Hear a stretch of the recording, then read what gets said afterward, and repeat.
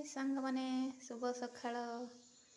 ଆଜିର ଶୁଭ ମଙ୍ଗଳବାରରେ ଆପଣଙ୍କୁ ଚାଲନ୍ତୁ ପ୍ରଥମେ ଆମର ଠାକୁର ଘରର ପୂଜା ଆରମ୍ଭ ଦେଖଉଛୁ।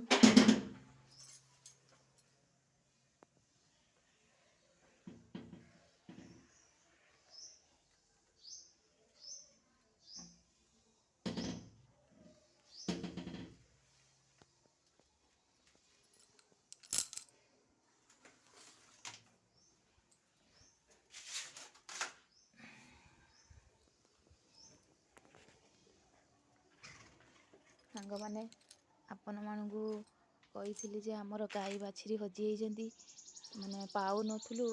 ବହୁତ ଖୋଜାଖୋଜି କଲା ପରେ ଆମ ଗାଈ ପାଇଛୁ। ଆମେ ଯାହା ହିଁ ଭାବୁଥିଲୁ ତାହା ହିଁ ହେଲା। ଆମେ ଭାବୁଥିଲୁ ଗାଈ କେଇଟି ଛୁଆ ଜନ୍ମ କରିଛି। ସତରେ ସାଙ୍ଗମାନେ, ଆମ ଗାଈ ଛୁଆ ଜନ୍ମ କରିଥିଲା। ମାନେ ଆମ ଗାଁକୁ ପଳେଇ ଯାଇଥିଲେ ମା ଝିଅ, ସେଠି ଯାଇକି ତା ମା ଜଣଙ୍କ ବାଡ଼ିର ଛୁଆ ଜନ୍ମ କରିଥିଲା। ଆସନ୍ତୁ ଆପଣଙ୍କୁ ଦେଖାଉଛୁ। ଆପଣ ତ ଜାଣିଛନ୍ତି ଗାଈ ଗୋରୁ କଥା, ଗାଈ ମାତାଙ୍କ ପରି ମାତା ଏ ଜଗତରେ ନାହାନ୍ତି। ଏଇ ଦେଖନ୍ତୁ ଆମ ଗାଈ ଶୋଇଛି, ଦେଖନ୍ତୁ।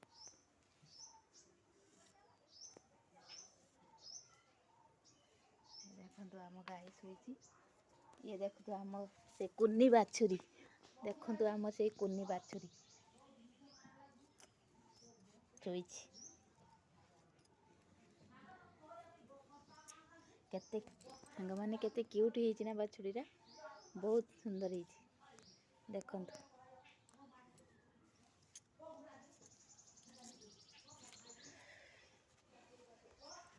ଦେଖନ୍ତୁ ସାଙ୍ଗମାନେ, ମାନେ କେତେ ଯେ ଆମେ ଠାକୁରଙ୍କୁ ଡାକିଲୁଣି, କେତେ ମାନସିକ କଲୁଣି। ମାନେ ଆମେ ଗାଈଟା ଛୁଆ ଦେବାର ଥିଲା, ପ୍ରଭୁ ଆମକୁ ମିଳିଯାଉ। ଗାଈ ମାତା ପରି ଜଗତରେ ଆଉ କେହି ବି, ତାଙ୍କ ସେବା ବିନା ଏ ଜଗତରେ କିଛି ବି ନାହିଁ। ତାଙ୍କ ସେବା ହିଁ କଲେ ଆମକୁ ଆଶୀର୍ବାଦ ମିଳିବ, ଭଗବାନ ଆମକୁ ଆଶୀର୍ବାଦ ଦେବେ। ତାଙ୍କ ପରି ମାନେ ଏ ଦୁନିଆରେ କେହି ବି ନାହାନ୍ତି ଯେ ଗାଈ ମାତାଠୁ, ମାନେ ଆଉ କେଉଁ ମାତା ବି ନାହାନ୍ତି। ଆପଣମାନେ ତ ଜାଣିଥିବେ, ଗୋରୁମାନଙ୍କୁ ସେବା କଲେ ଭଗବାନ ଶ୍ରୀକୃଷ୍ଣ ଆମକୁ ହିଁ ମାନେ ଆଶୀର୍ବାଦ କରିବେ। ସେଥିପାଇଁ ଆପଣ ତ ଜାଣିଥିବେ। ଆଉ ଏତେ ଚେଷ୍ଟା ପରେ ଆମକୁ ଗାଈଟି ମିଳିଲା। ଯାଇକି ଆଜି ସକାଳୁ ଆମେ ଆଣିଲୁ। ସେଇଥିପାଇଁ 3 ଦିନ ହେଇଗଲି ଆମେ ବୁଝି ଆମ ମା ପାଦ ଗୋଡ଼ ହାତ ସବୁ ବଥା ହେଇଗଲି। ସୂତାରେ ବି ଗୁଡ଼ ମୁଡ଼ ମୋର କାଟି ଯାଇଛି। ଆଉ ଆପଣମାନଙ୍କୁ ଯଦି ଭଲ ଲାଗିଥିବ ଟିକେ ପ୍ଲିଜ୍ ଆମକୁ ଟିକେ ଲାଇକ୍ କରିବେ, ସେୟାର କରିବେ, କମେଣ୍ଟ କରି କହିବେ କେମିତି ଲାଗିଲା। ଆଉ ତମେ ତ ଜାଣିଥିବ, ଆମ ଚ୍ୟାନେଲକୁ ବହୁତ ମାତ୍ରାରେ ମାନେ ସେୟାର କରିବେ, ଫଲୋ କରିବେ। ଆଉ ଆପଣମାନଙ୍କୁ ତ ଦେଖାଉଛି ମୋ ଗାଈ, ଦେଖନ୍ତୁ। ତା ମା ବି ଶୋଇଛି, ତା ଛୁଆ ବି ଶୋଇଛି। ଦେଖନ୍ତୁ ଆମର ମାନେ ଝିଅ ଛୁଆ ହେଇଛି। ଦେଖନ୍ତୁ ସିଆଡ଼େ ଜନ୍ମ କରିକି, ମାନେ ସିଆଡ଼େ ହିଁ ଶୋଇଥିଲା, ଜଣେ ବାନ୍ଧିକି ରଖିଥିଲା। ଆମେ ସକାଳୁ ଯାଇକି ମାନେ ତାଙ୍କ କତିରୁ ଘିନି ଆଇଲୁ। ଆଉ ଭିଡ଼ିଓଟି ଯଦି ଭଲ ଲାଗିବ ଲାଇକ୍ କରିବେ, ସେୟାର କରିବେ, କମେଣ୍ଟ କରି କହିବେ।